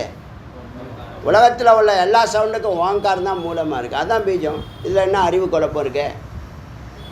இங்கே அங்கே பேதம்லாமா, நான் கொள்கையில் இந்த கொள்கையில் நாங்கள் அந்த வழியில் வந்திருக்கோம், நாங்கள் இந்த வழியில் வந்திருக்கோம், நாங்கள் அதில் பிறந்துட்டோம், தவறு இல்லை. உண்மையை ஏற்றுக்கோ, அதான் விஷயம். ஞானங்கிறது என்ன தெரியுமா? சத்தியத்தை ஏற்றுக்கணும். சத்தியமாக கொள்கையான சத்தியம்தான் ஜெயிக்கும், சத்தியம்தான் இறைவன். புரியுதா? அதை புரிஞ்சுக்கிட்டிங்கன்னா இந்த குழப்பம் இல்லை. பேர் சொன்னீங்கன்னா சண்டை, பம்பு. புரியுதில்ல? அப்போ எல்லா மந்திரத்துக்கும் மூலம் ஒரே வார்த்தைன்னா அதான மந்திரராஜுன்னு சொல்லணும், அதான நியாயம், அதான தர்மம்.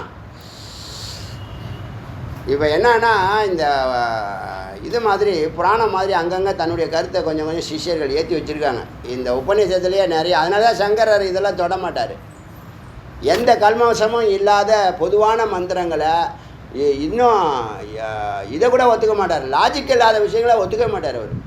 சங்கரோடைய தனிச்சிறப்பு யாரும் சின்னதாக கூட யாரும் பாதிக்கப்படக்கூடாது. அதே நேரத்தில் நம்பிக்கையோட செய்யுங்கன்னு சொல்ல மாட்டார். சிந்திச்சு பாரு, லாஜிக் இருக்கிற அவர் எடுத்திருக்க 10 உபநிஷத்துமே பூரணமான, எங்கேயும் ஒரு துளி கூட வேறு. நான் பூரணமாக உபநிஷத்துனா அப்படி தான் இருக்கும்னு நினச்சேன். ஆனால் அகண்ட பார்வை பார்க்கும்போது தான் பின்னாடி இதெல்லாம் சேர்க்கப்பட்டிருக்கு, கோர்க்கப்பட்டிருக்கு. இதெல்லாம் கோர்க்கப்பட்டதாக தான் அடியேன் உணர்றேன். இப்போ 108 உபநிஷத்தில் நம்ம 96 முடிச்சிருக்கோமா? 96 உபநிஷத்தில் நிர்குணந்தான் சொல்லியாச்சா? ஒன்று இருந்தது, தோன்றாமல் இருந்தது, எப்பயுமே தோன்றாது. அது பேர் சத்து. அது அன்பு ஸ்வரூபம், ஆனந்த ஸ்வரூபம், அமைதி ஸ்வரூபம். இது எல்லாருக்கும் பொருந்துமா? பொருந்தாது. சத்து, சித்து, ஆனந்தம். சரி, இதோட நம்ம இன்றைக்கி 96வது மந்திரத்தை நம்ம உபனிஷத்தை பூர்த்தி செய்கிறோம். முருகப்பெருமானுடைய கருணையினால் இந்த உலகத்தில் யாருக்கும் கிடைக்காத அரிய வரப்பிரசாதமாக அடியேன் உணர்கிறேன். ஒரு சாமானியன் ஒரு சிகரத்தை தொடக்கூடிய நிலைக்கு அழைச்சிட்டு போகிறது இந்த மந்திரங்கள். இதில் கொள்கையை விட்டுவிட்டு இந்த இஸ்லாமியர்கள் இதை சொல்லுவாங்க, தூக்கத்தை விட்டு தொழுகைக்கு வாருங்கள்னு சொல்லுவாங்க. அது மாதிரி கொள்கையெல்லாம் விட்டுவிட்டு நான் அதில் பிறந்துட்டேன், அந்த எங்கள் ட்ரெடிஷ்னல், அந்த ட்ரெடிஷன்லாம் விட்டுடு. எது சத்தியம், மேலானது, சிகரம், கடைசி உன்னுடைய இறுதி நிலை, ஆரம்பமும் முடிவுமாக இருக்கிறது எதுவோ அதை அப்டேட் பண்ணிங்க. அதுதான் உத்தமம். நேற்று சிஓ வந்து ஒரு ரூல் சொல்லியிருப்பார். இன்றைக்கி வந்து பாஸ் வந்து அது ஜாக்கிரதை, அது வேண்டாம், அதுக்கு பதிலாக இதை பண்ணுங்க அப்படின்னு சொன்னாருன்னா டக்குன்னு இதுக்கு வந்துடணும். நேற்று ஒன்று சொன்னீங்க, இன்றைக்கி ஒன்று சொன்னீங்க, நாளைக்கு ஒன்று அப்படி தான் சொல்லுவோம். சொல்கிறத நீ செய்யணும். சரியா இல்லையா? இது பிரம்மாவுக்கே அந்த கதி இருக்குது. நான் அப்படி மைண்ட் பண்ணிட்டேன், நான் மைண்ட் செட் பண்ணிட்டேன், நான் இப்படி பண்ணிட்டேன், அப்படி பண்ணிட்டேன், நான் அப்படி பிளான் பண்ணிட்டேன். அதெல்லாம் நீக்கு போ. சொல்கிறத செய்.